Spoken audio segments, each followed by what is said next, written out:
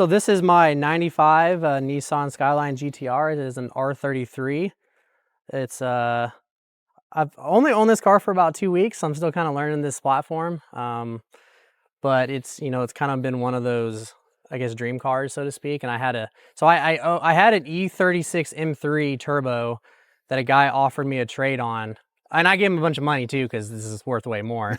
And I couldn't say no, just because it just looks, you know, it's in such good shape. The paint, because it is what it is. I mean, it's a R33 GTR. I mean, and you know, I told myself this was probably my next purchase anyways. It just kind of happened a lot sooner than I expected, just because, I mean, he gave me really good value for my M3 too, so that was kind of part of it as well. Okay, yeah.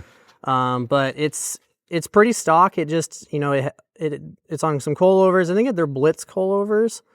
Advent wheels, and the wheels and coilovers were already on the car when I got it. The only thing I've done in the last 2 weeks is I did a high-kiss delete in the rear, because it still had the steering rack in the rear that does the rear steer. I deleted that, and then I obviously got an alignment, and I put different tires on it, and I put a Tomei exhaust on it. Okay. So the last 2 weeks, I mean, I guess that's quite a bit for the last 2 weeks, but that's otherwise the engine's pretty stock. Like, it has some intakes. I think it's still on the stock tune.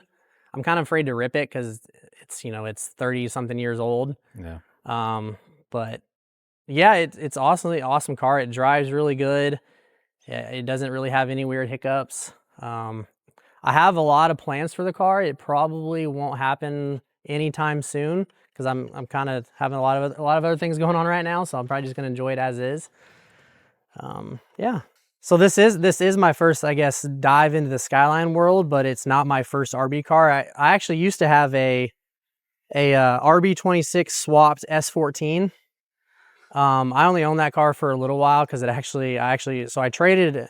It's funny because I actually traded another BMW for that car. It was an E46 M3, and I owned that car for a couple months, and then it ended up dropping a valve. So my first dive into like the RB26 world was not great, but here I am. I'm back again. I mean, one of the things I was really surprised about this car, you know, I've kind of been an Evo fanboy probably for the last 10 years. And, you know, in my opinion, Evo is like the best car ever. But I was actually really surprised, like, how well this car drove. Like, I was expecting it to be kind of floaty, you know. I'm really used to like the fast steering of an Evo, and this car really surprised me. Like, I was shocked how well it kind of fills in the corners. I don't think I've seen the 33. I've seen the 32 and the 34, but this is the first 33 I've seen. Yeah. I mean, surprisingly, like, I mean, these cars have been legal since, I guess, for the last 5 years. Yeah. But they're just... You just don't see a lot of 33s. Yeah, they're kind of like the ugly stepchild of the Skyline world. Yeah. I mean, they've always been my favorite, and, you know, I mean, I don't know. I mean, I could say the R34 is my favorite, like everyone else does, but like something about the 33 just... I've always really liked the S series as well, like the S14s and S15s, and these kind of look like that a little bit. Yeah, I agree with that. So, and to me, these cars are just really good value, where the R34s are like, you know, $150,000, and these are like half that for almost the same car. I mean, there's some differences, like drivetrain and stuff, but I don't know. Yeah, the R34s are finally legal, and they're, you know, unobtainium unless you... I mean, you can get almost the same car for like half the price. But, I mean... But I don't know, I love the way this car looks. I think I'm probably never going to change anything with exterior. Like, I might do different wheels someday, even though I think these Advents work really well with this color. Has this thing been repainted, or is that? So I think it has, because it's like almost perfect. Like, yeah, that's what I was going to say. I don't know when, and I don't have any history of the car. It's got some really interesting stuff done to it, because it has a two-way mechanical rear diff.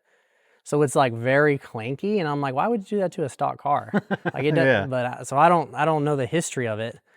But it does seem like it's been repainted. I mean, I'm not a body guy or nothing, but I had a body guy look at it. He said, yeah, it looks like it's been repainted. But it's in really good shape. So this car supposedly has like around 100,000 miles on it, and the paint doesn't look like that, but you kind of can tell from like the interior and the engine bay that it does look dated there. Oh, I did put a radio in here too. That was another thing I did. It actually had a really like old, like a Japanese double din that had like a GPS and DVD player.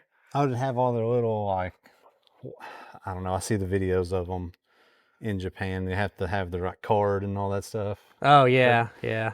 It actually worked, but I don't know. I needed my radio, and I don't know. I didn't want to try to figure it out, and I ended up buying that radio off of Amazon, and then I learned that you can just use a jumper, like any Nissan 90s jumper harness worked.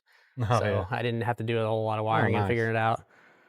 This engine bay is not great, but it is, like I said, it's pretty stock. It still has the stock boost restrictor pill, I noticed. Let's see.